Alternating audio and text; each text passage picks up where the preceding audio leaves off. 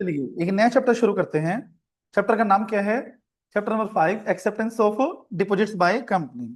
कितने सेक्शन है कवर करता है? ध्यान से सुनना, सेक्शन में 73 टू 76A। स्टार्ट करते हैं सबसे पहले, डिपॉजिट्स क्या होता है। डिपॉजिट्स, कोई भी पैसा अगर कंपनी में आ रहा है by way of deposit, by way of loan, by way of any other form, वो उसको हम क्या बोलते हैं? डिपॉजिट्स। बट कुछ ऐसे पर्टिकुलर्स हैं जो डिपॉजिट नहीं माने जाते, जो आरबीआई ने प्रिस्क्राइब कर रखे हैं। लगभग 18 ऐसे आइटम्स हैं जो आरबीआई ने बता रखे हैं कि बेशक से कंपनी को पैसा मिला है बट फिर भी वो डिपॉजिट नहीं माना जाएगा। वो हम पढ़ेंगे further. There are two types of deposit, first is secured and second is unsecured. Secured हम इस चैप्टर में कौन से बोलते हैं? जो फुली सिक्योर्ड होंगे, इट मींस जो पार्शियली सिक्योर्ड हैं, या जो कंप्लीट अनसिक्योर्ड है तो उनको हम क्या बोलते हैं? अनसिक्योर्ड। बट जो थोड़े बहुत सिक्योर्ड हैं तो उनको भी हम अनसिक्योर्ड बोलेंगे। जब तक वो फुली सिक्योर्ड ना हो जाए तब तक हम उसको सिक्योर्ड की कैटेगरी में नहीं डालेंगे। फिर आरबीआई के वो कुछ आइटम्स जो कभी भी डिपॉजिट्स नहीं माने जाते। फर्स्ट, अगर कोई पैसा सीजी से मिला है, एसजी से मिला है, लोकल अथॉरिटी से मिला है, या फिर ऐसे किसी सोर्स से मिला है जो गारंटेड किसने कर रखा हो, सीजी या एसजी ने, तो वो कभी भी डिपॉजिट नहीं माना जाता। समझ गए? उसके बाद अगर कोई पैसा फॉरेन गवर्नमेंट से मिला हो, फॉरेन बैंक से मिला हो, मल्टीलेटरल फाइनेंशियल इंस्टीट्यूशन से मिला हो, फॉरेन एक्सपोर्ट क्रेडिट एजेंसी से मिला हो, या बॉडी कॉर्पोरेट से मिला, फॉरेन सिटीजन से मिला हो, तो वो पैसा डिपॉजिट नहीं माना जाता। फर्दर, कोई भी पैसा अगर हमें बैंक से मिला है, एसबीआई से मिला है, नोटिफाइड बैंकिंग यूनिट से मिला है, कोऑपरेटिव बैंक से मिला है, तो वो भी डिपॉजिट नहीं माना जाता। कोई भी पैसा हमें पब्लिक फाइनेंशियल इंस्टीट्यूशन से मिला है, रीजनल फाइनेंशियल इंस्टीट्यूशन से मिला है, इंश्योरेंस कंपनी से मिला है और शेड्यूल बैंक से मिला है, वो भी डिपॉजिट नहीं माना जाता। या फिर कोई कॉमर्शियल पेपर्स इश्यू करके हमें पैसा मिला है तो वो भी डिपॉजिट नहीं माना जाता। फिर किसी और कंपनी से डिपॉजिट मिला है तो वो भी डिपॉजिट नहीं माना जाता। अब आते हैं वो पॉइंट जो एग्जाम पॉइंट ऑफ व्यू से हाईली इंपॉर्टेंट है। सबसे पहला, अगर कंपनी को एप्लीकेशन मनी मिलता है, सुनिए ध्यान से, मैं आपको चार्ट बना के करवाता हूं। ये अगर कंपनी को एप्लीकेशन मनी मिलता है तो उसको 60 डेज के अंदर अंदर सिक्योरिटीज अलॉट करनी पड़ती हैं। कितने दिन के अंदर अंदर? 60 डेज के अंदर अंदर। 60 डेज के अंदर अंदर सिक्योरिटीज नहीं अलॉट करी तो विद इन 15 डेज वो पैसा उसको रिफंड करना पड़ता है। रिफंड नहीं किया तो उसके बाद उसको ब्याज भी देना पड़ता है। अगर रिफंड नहीं किया तो 15 दिन के बाद वो क्या मान लिया जाएगा? डिपॉजिट्स। ये हमारा था पहला पॉइंट, जो डिपॉजिट नहीं माना जाएगा बट वो कब मान लिया जाएगा। और second point is, our second point is amount received from director or relative of a private company। इसने क्या बोला? अगर कोई पैसा, क्या बोला मैंने? अगर कोई भी पैसा, कोई भी मनी डायरेक्टर से मिला है या फिर डायरेक्टर प्लस रिलेटिव से मिला है, director of public company and director plus relative of private company, ऐसा ही है ना?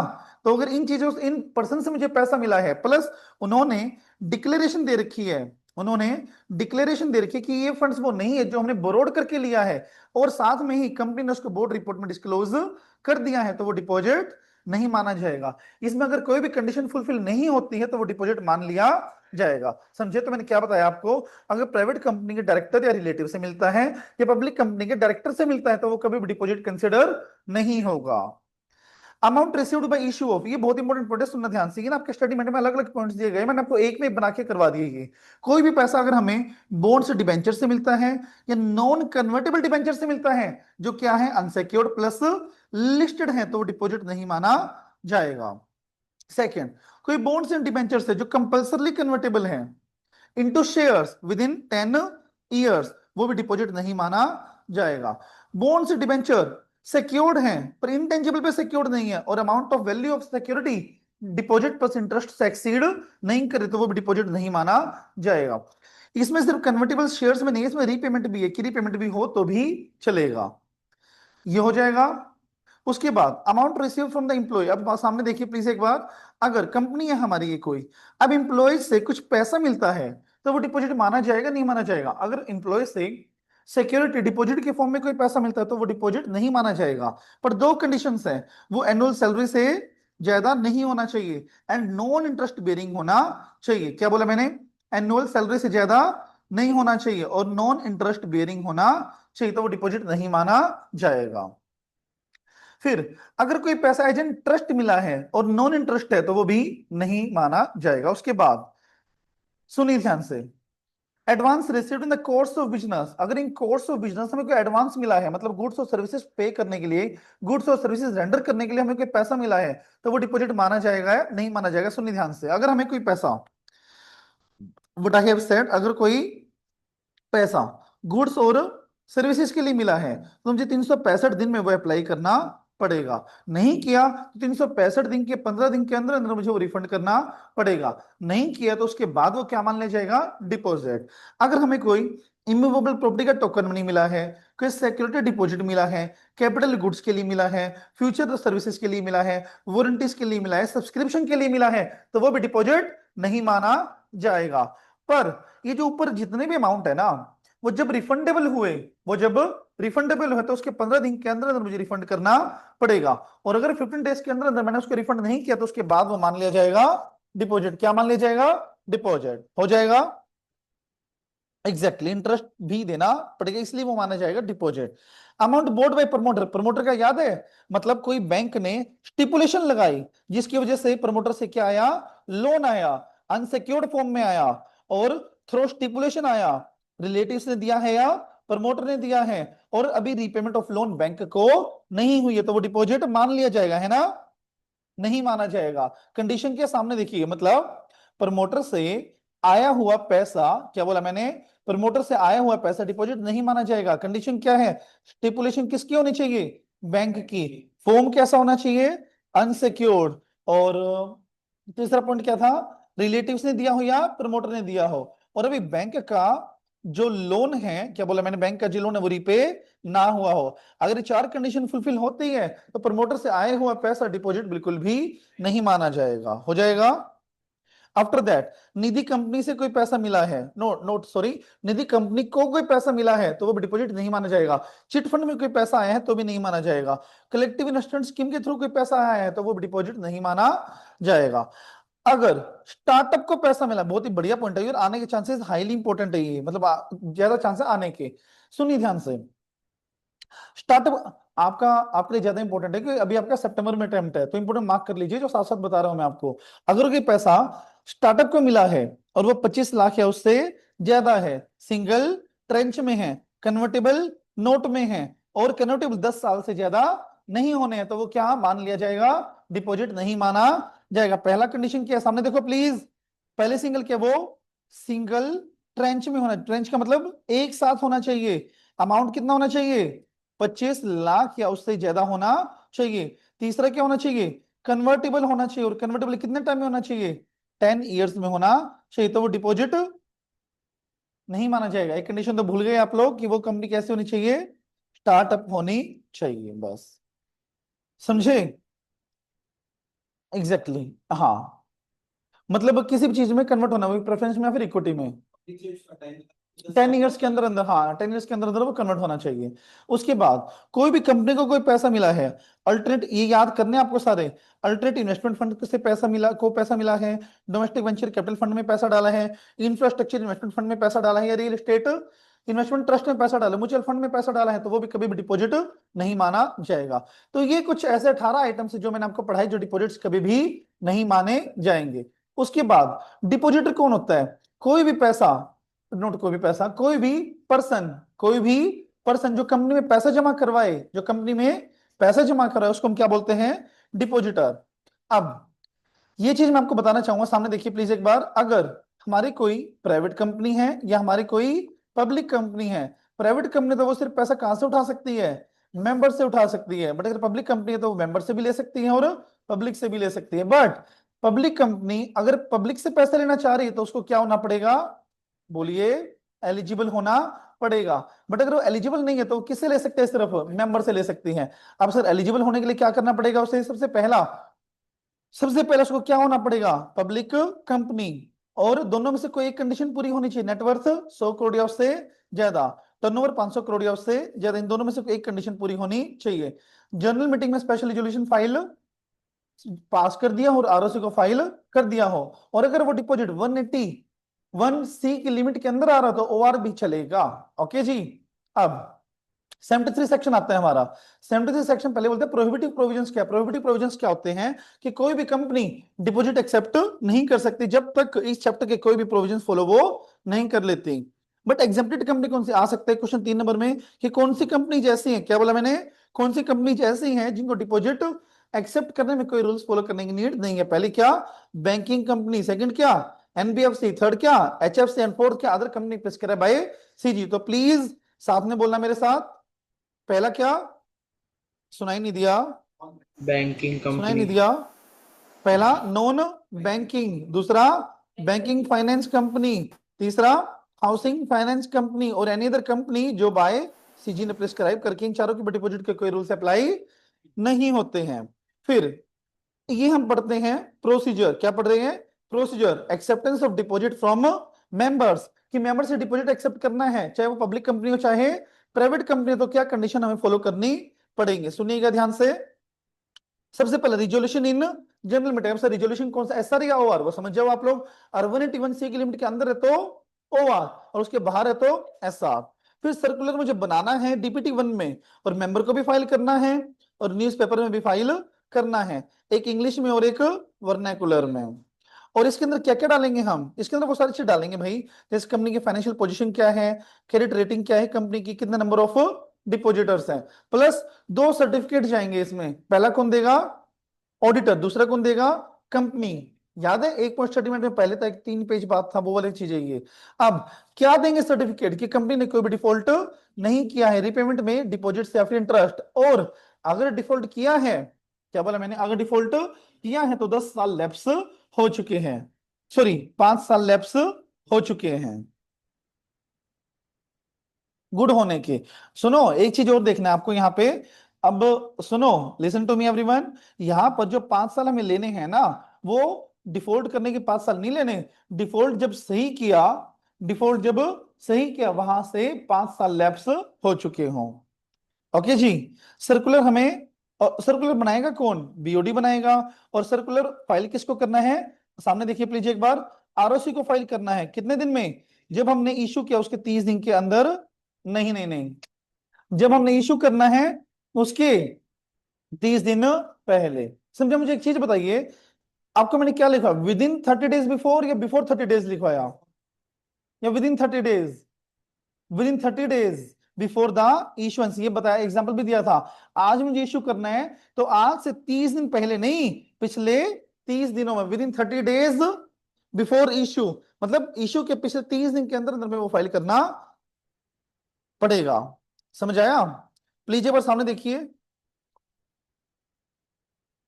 बिल्कुल, हाँ, आगे देखिए एक बार, समझिए, ध्यान सिर्फ आपका बोर्ड पे होना चाहिए। चलो कि इंटरेस्टिंग का कलर लेते हैं, ये रहा। वैलिडिटी क्या रहेगी सर्कुलर की, सर्कुलर की वैलिडिटी रहेगी जब हमने इशू किया, जिस फाइनेंशियल ईयर में हमने इशू किया, वो फाइनेंशियल ईयर क्लोज होने के 6 महीने के अंदर, अंदर date of age whichever is earlier. Example ले लेते हैं इसका, एक एग्जांपल क्या होगा, जैसे मान लो हमने सर्कुलर इशू किया था, वो क्या 10 अक्टूबर 2024 को किया था, अभी फाइनेंशियल ईयर कब एंड हो रहा है, 24-25, तो 24-25 के 6 महीने, दैट इज 30 सितंबर 25, और एजीएम हुई है मेरे लेट से 28-8-25 को, तो whichever is earlier, earlier date कौन सी, 28-8, तो वैलिडिटी कहां तक रहेगी, सिर्फ 28-8 तक रहेगी बस। समझे, ये बात है। ओके जी, हो जाएगा ना। अब डीआरआर, डीआरआर क्या बोलता है सुनिएगा बड़े ध्यान से, एग्जांपल देखिए करवा रहा हूं मैं आपको, listen to me carefully. Late से ये हमारा फाइनेंशियल ईयर शुरू हो रहा है 25-26, 25-26 में लेट से हमारे 10 लाख के डिपॉजिट मैच्योर होने हैं और मुझे रिपे करने हैं। तो डीआरआर क्या बोलता है, ये प्रोविजन, कि 25-26 शुरू हुआ हमारा, 1/4/25 से शुरू हुआ, उसके 30 दिन के अंदर अंदर, मतलब 30/4 से पहले पहले मुझे सेपरेट अकाउंट में डीआरआर मेंटेन करना है, और उसमें 20% अमाउंट डालना है। सर 20% कौन सा, जो करंट ईयर में मैच्योर होना है उसका कम से कम 20%, दैट इज 2 लाख रुपए मुझे डीआरआर मेंटेन करना पड़ेगा। समझे, देखिएगा एक बार, 30 अप्रैल से पहले पहले एक सेपरेट अकाउंट में मुझे डिपॉजिट कराना पड़ेगा कम से कम 20%। ओके, और ये पैसा सिर्फ यूज कहाँ हो सकता है, रिपेमेंट ऑफ डिपॉजिट्स में। उसके बाद ये जो अबव प्रोविजंस हैं, जो clause A to E provisions मैंने आपको बताए, ये प्रोविजन कौन सी कंपनीज पर अप्लाई नहीं होंगे, कौन सी कंपनी पर अप्लाई नहीं होंगे, प्राइवेट कंपनी जो स्टार्टअप है और जिसके 5 साल अभी एक्सपायर नहीं हुए हैं। ऐसी कंपनी जो डिपॉजिट मेंबर से एक्सेप्ट कर रही है बट वो 100% ऑफ पीएससी या फिर एसपीए से ज्यादा नहीं है, और जो सारी कंडीशंस फुलफिल कर रही हैं। कौन कौन सी कंडीशन? किसी की एसोसिएट सब्सिडरी नहीं है, and borrowing twice of PSC और 50 करोड़ विच इज लेस है, एंड कंपनी ने कोई डिफॉल्ट रीपेमेंट में नहीं किया है। क्या बोला मैंने? नहीं किया है। तो ऐसी प्राइवेट कंपनी पर ऊपर वाले क्लोज अप्लाई नहीं होते हैं। नहीं, ए टू ई प्रोविजन वाली, मतलब सर्कुलर नहीं बनाना, ठीक है, और एसआर पास नहीं करना, ये सब।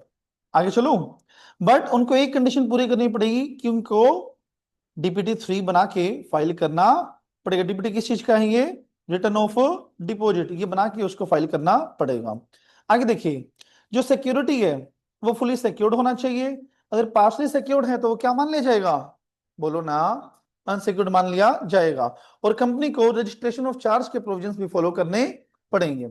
उसके बाद पॉइंट हमारा आता है, उसके बाद पॉइंट हमारा आता है जो रीपेमेंट है, और एनसीएलटी है, यूटिलाइजेशन ऑफ डीआरआई। इसमें क्या बात है? रीपेमेंट कैसे किया जाएगा? जो प्रिस्क्राइब है। अगर किसी भी पर्सन का डिपॉजिट रीपे नहीं हुआ है, क्या बोला मैंने? अगर किसी भी पर्सन का डिपॉजिट रीपे नहीं हुआ है तो वो पर्सन एनसीएलटी को अप्लाई करके अपना डिपॉजिट रीपे करवा सकता है। डीआरआई यूटिलाइज कहाँ होगा? सिर्फ for the repayment of deposits. Tenure कम से कम 6 मंथ रहेगा और मैक्सिमम 36 मंथ। कभी भी डिपॉजिट 6 महीने से कम का नहीं हो सकता, और रीपेमेंट ऑन डिमांड भी नहीं हो सकता। बट जो हमारा डिपॉजिट है, जो हमारा डिपॉजिट है वो 3 महीने, सॉरी, डिपॉजिट हमारा 6 महीने से कम का भी हो सकता है, बट कभी भी 3 महीने से कम का नहीं होगा। और अगर हम 6 महीने से कम का डिपॉजिट एक्सेप्ट करते हैं तो मैक्सिमम अमाउंट कितना हो सकता है उसका? 10% of PSC F R S P, इतना सिर्फ हो सकता है। क्लियरिटी आ रही है ना कंसेप्ट में, जो आप मतलब पढ़ाया था मैंने लास्ट 5 डेज। उसके बाद मैक्सिमम अमाउंट, मैक्सिमम अमाउंट कितना ले सकते हैं? चार्ट देखना एक बार।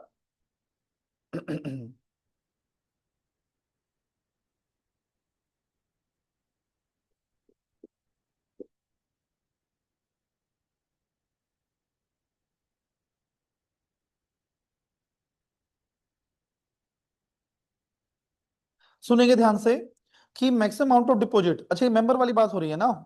ठीक है, देखो पहला पॉइंट क्या है? पब्लिक कंपनी, अभी बताओ, मेंबर से ले सकती है चाहे एलिजिबल चाहे इनएलिजिबल हो, ठीक है, बट यहाँ पे इनएलिजिबल की बात हो रही है, एलिजिबल की हम बाद में पढ़ेंगे। कितना ले सकती है? 35%। आईएफएससी है तो 100%, और प्राइवेट है तो 100%। बट ये मैक्सिमम लिमिट जो है वो अप्लाई किस प्राइवेट कंपनी पर नहीं होती है?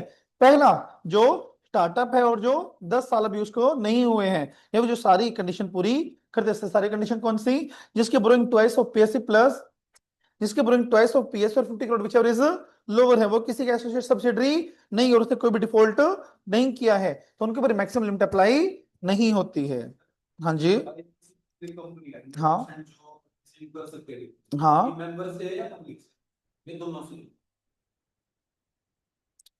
IFSC public only for members, क्योंकि हम 73 सेक्शन पढ़ रहे हैं अभी। उसके बाद अपॉइंटमेंट ऑफ डिवेंचर ट्रस्टी बाद में पढ़ेंगे हम। Trustee to call for meetings और ऑफ डिपॉजिटर्स, जो ट्रस्टी होता है ना, वो डिपॉजिटर्स के हित के लिए या फिर पब्लिक इंटरेस्ट के लिए अपॉइंट किया जाता है कि कभी भी कंपनी डिपॉजिटर्स को कोई भी हार्म ना पहुंचाए। अब ट्रस्टी अगर डिपॉजिटर्स को चाहिए तो मीटिंग भी करवा सकता है, बट कम से कम कितने डिपॉजिटर्स की रिक्वेस्ट आनी चाहिए? 1/10 ऑफ डिपॉजिटर्स। आगे लिखो इन वैल्यू, लिखना वैसे लिखवाया हुआ मैंने आपको, इन वैल्यू। मतलब लेट्स से हमारे 1 करोड़ के डिपॉजिटर्स हैं, तो कम से कम 10 लाख डिपॉजिटर्स की रिक्वेस्ट आनी चाहिए। और या फिर कोई ऐसा इवेंट हो जाए जो हमें लग रहा है कि इससे डिपॉजिटर का नुकसान हो रहा है, तो बिना किसी के एप्लीकेशन के भी ट्रस्टी उनकी मीटिंग करवा सकता है। रेट क्या रहेगा? बोलिए साथ में प्लीज। रेट क्या रहेगा? As specified by RBI in case of NBFC. Application by depositor, इसमें ये बात है कि कंपनी ना डिपॉजिट एक्सेप्ट नहीं कर सकती जब तक डिपॉजिटर से एप्लीकेशन मनी प्लस एक डिक्लेरेशन नहीं आ जाती। डिक्लेरेशन किस चीज की? कि वो पैसा बोरोड फंड से नहीं है। जॉइंट नेम में ले सकते हैं क्या? बिल्कुल ले सकते हैं, बट 3 से ज्यादा नहीं होना चाहिए।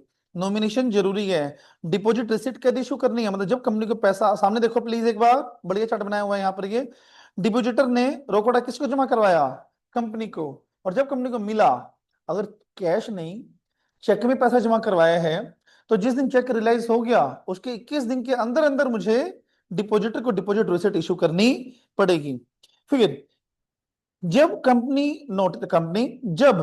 कोई भी कंपनी डिपॉजिट एक्सेप्ट करती है तो हर साल उसको एक रिटर्न फाइल करनी पड़ती है डीपीटी 3 में, जिसको हम बोलते हैं रिटर्न ऑफ डिपॉजिट। किसको करनी है?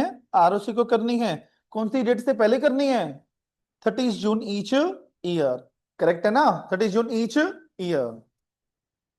और एक बार डिपॉजिट इशू हो गया तो कंपनी उसमें बाद में ऑल्टर नहीं कर सकती।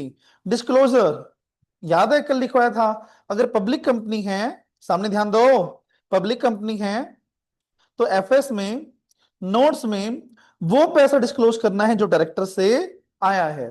बट प्राइवेट कंपनी है, एफएस के नोट्स में वो पैसा डिस्क्लोज करना है जो डायरेक्टर से आया हो या उसके रिलेटिव से भी आया हो। अगर कोई भी पैसा पे नहीं किया है, कंपनी ने डिफॉल्ट कर दिया है, तो 18% पे ब्याज भी देना पड़ेगा। पनिशमेंट कितनी? पनिशमेंट कितनी बताइए? कंपनी और ऑफिसर के ऊपर अप टू 5,000। अपने नोट्स में देखिए कितनी है, अप टू 5,000। अगर कंटिन्यू हुआ है तो 500 पर डे। सही है। अब आता है सेक्शन में 76, acceptance of deposit from public. अब नन अदर देन, कौन सी कंपनी कर सकती है? मतलब 76 आके कौन सी कंपनी पर अप्लाई होता है? Eligible public company. अब सुनो, कोई भी कंपनी, क्या बोला मैंने? कोई भी कंपनी पब्लिक से डिपॉजिट एक्सेप्ट करना चाह रही है तो उसको पहले क्या होना पड़ेगा? एलिजिबल होना पड़ेगा। एलिजिबल होने के लिए नेटवर्थ कितनी होनी चाहिए? 10 करोड़ या उससे ज्यादा, या फिर टर्नओवर कितना होना चाहिए? 500 करोड़ या उससे ज्यादा। जीएम एसआर पास कर दिया हो, आरओसी को फाइल कर दिया हो। क्रेडिट रेटिंग ऑब्टेन करनी है every year during the tenure, मतलब 3 साल के डिपॉजिट एक्सेप्ट करे हैं तो हर साल उसको इंडिपेंडेंट क्रेडिट रेटिंग एजेंसी से क्या एक्सेप्ट करनी है? बोलिए। क्रेडिट रेटिंग रिपोर्ट एक्सेप्ट या फिर ऑब्टेन करनी है। और जब डीपीटी 3 फाइल करेंगे साल में एक बार, जब डीपीटी 3 फाइल करेंगे साल में एक बार, तो वो जोड़ के आरओसी को भी सेंड करनी पड़ेगी। अगर सिक्योर डिपॉजिट्स हैं, क्या बोला मैंने? अगर हाईलाइटिंग, अगर सिक्योर डिपॉजिट्स हैं तो 30 दिन के अंदर अंदर हमें उस पर चार्ज क्रिएट करना पड़ेगा, राइट। और चार्ज क्रिएट किसके फेवर में होगा? ट्रस्टी के फेवर में होगा। हो जाएगा। अब ट्रस्टी अपॉइंट करना है, बिल्कुल सही बात है, बट अपॉइंट करने से पहले हम उसकी रिटर्न कंसेंट भी लेनी पड़ेगी। और trust deed at least 7 days before बनानी है। और कौन से फॉर्म में बनानी है बताइए?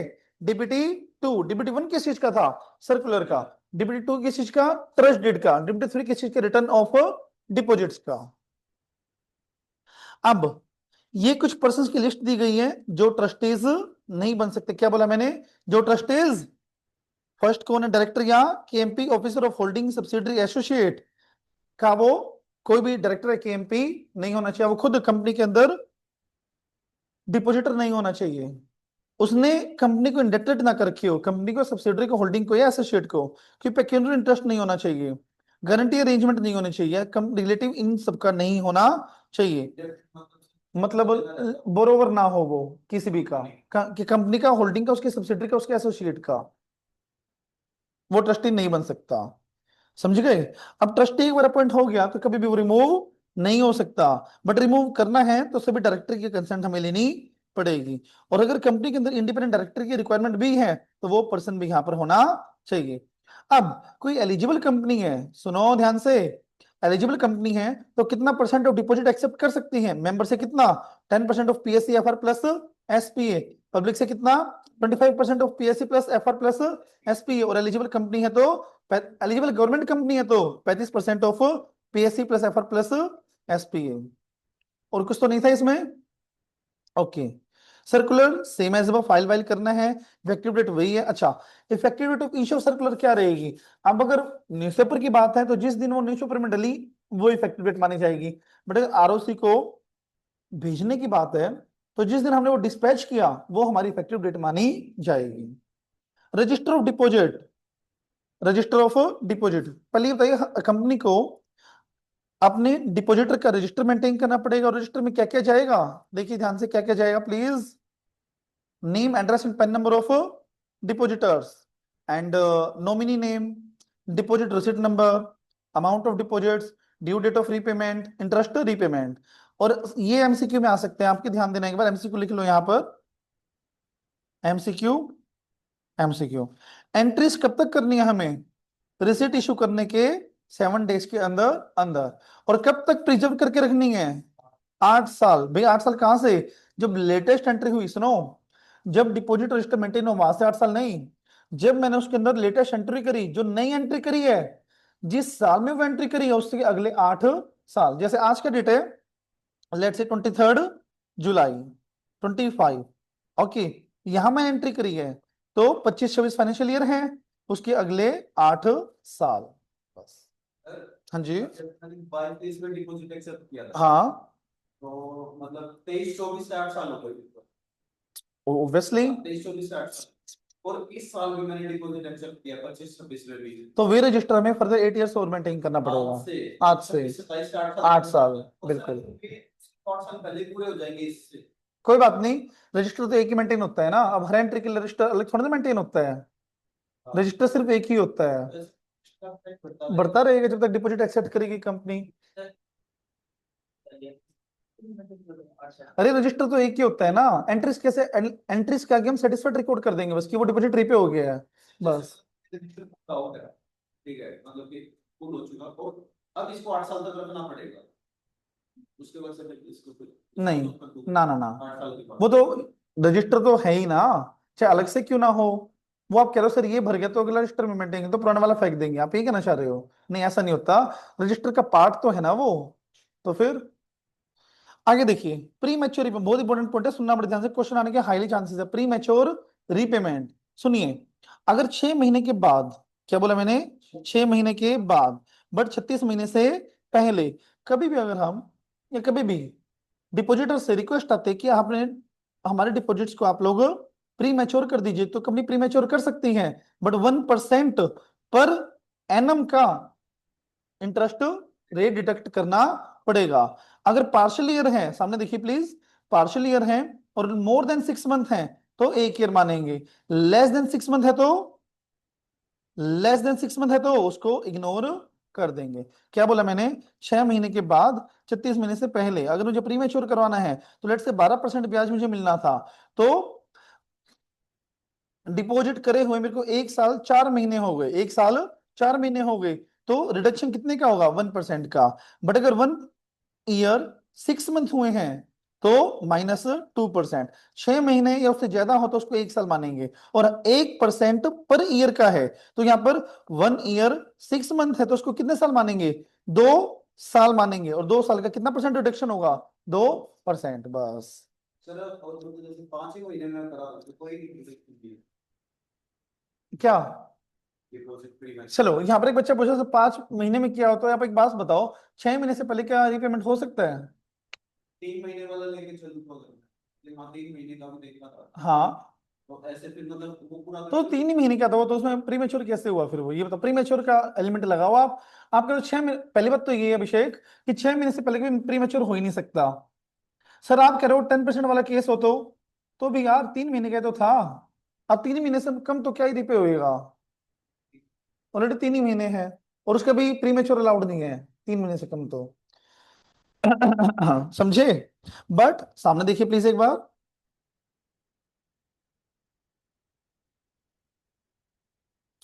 रिडक्शन कब अप्लाई नहीं होता? क्या बोला मैंने? रिडक्शन कब अप्लाई नहीं होता? अगर कंपनी ने अपनी लिमिट में आने के लिए, जैसे कंपनी की लिमिट बढ़ गई थी, उसको लिमिट में आने के लिए 25% में आने के लिए उसने कुछ प्रीमेच्योर कर दिया, तो वहां पर कंपनी कर रही है खुद, वो लोग नहीं कर रहे, तो वहां पर प्रीमेच्योर का रिडक्शन एप्लीकेबल नहीं होगा। या फिर हम वो रिस्क के टाइम पे इंडिया में इमरजेंसी डिक्लेयर हो रखी है, नेवल के पर्सन को, मिलिट्री के पर्सन को, एयरफोर्सेस को, उनकी फैमिलीज को प्री मैच्योर करके दे रहे, तो डिडक्शन में एप्लीकेबल नहीं करेंगे। अगर मुझे higher rate of interest, higher rate of interest earn करने के लिए प्री मैच्योर करना है, बोलिए, मुझे हायर रेट ऑफ इंटरेस्ट, जैसे मान लो जब मैंने डिपॉजिट करवाया था तो 8% ब्याज था, बट आज 13% ब्याज रेट चल रहा है, ओके, अब मैं चाह रहा हूँ यार मेरा तो 8% का है, उनका 13% का हो गया, तो मैं प्री मैच्योर करवा सकता हूँ, not sorry sorry sorry, I am premature करा सकता हूं, बट इस कंडीशन में कंपनी प्रीमेच्योर जब करेगी जब वो जो नया पीरियड है वो अनएक्सपायर पीरियड से ज्यादा होगा। चलो डाइजेस्ट करते हैं इस बात को, लेट्स से 3 साल का तो 1.5 से ज्यादा होना चाहिए। 36 महीने का डिपॉजिट है, समझे? 36 महीने का डिपॉजिट है, लेट्स से 1 साल 8 महीने के बाद में रिपेमेंट, मैं कह रहा हूं कि मेरा प्रीमेच्योर करो और हायर रेट से मैं रिन्यू करो। समझे? रिमेनिंग टर्म कितनी है? 1.4 मंथ्स। तो कंपनी ऐसा कब करेगी? जब नया डिपॉजिट मेरा 1.4 मंथ से ज्यादा होगा। ऐसा सिर्फ एक चीज आपको याद रखनी है इसमें, है कि एमसीक्यू 2 नंबर में आ चुके हैं पीवाईक्यू में, that is longer than renewed period longer than unexpired period। बस ये चीज आपको ध्यान में रखनी है हमेशा। ठीक है जी, हो जाएगा?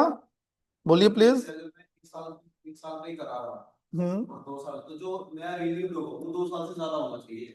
दोबारा बोलो प्लीज। मतलब अभी तो मैंने 1.8 का एग्जांपल दिया, ठीक है, तो मैं एक ही साल के अंदर रिन्यू कराना चाहता हूँ, हाँ एग्जैक्ट, तो 2 साल से ज्यादा का टर्म दो होना साल चाहिए से उसका, ज्यादा का रखना पड़ेगा। रखना पड़ेगा, हाँ बिल्कुल। समझ गए सब वो लोग? फिर डाउट हो तो बता दीजिए किसी को भी। अब आता है हमारा प्रीमेच्योर, मैंने आपको बता दिया। अब रिटर्न फाइल करनी है, डिस्क्लोजर सेम एज 73 सेक्शन है। पनिशमेंट 79 76A, अगर कोई भी कॉन्ट्रवेंशन किया है, कंपनी ने किया है, तो बोलिए एक बार, 1 करोड़ और twice of the amount, but extend to 10 crore. Officer in default है तो जेल, या I am sorry imprisonment up to 7 years plus fine 25 lakh to 2 crore. और अगर जानबूझ के किया है तो 447। Last section of this chapter, that is repayment of deposit accepted before the commencement of this act. अगर हमने ये एक्ट ये एक्ट शुरू होने से पहले डिपॉजिट एक्सेप्ट किया था, बट अभी तक वो क्या है? अनपेड है, रिमेन अनपेड। तो क्या करना पड़ेगा?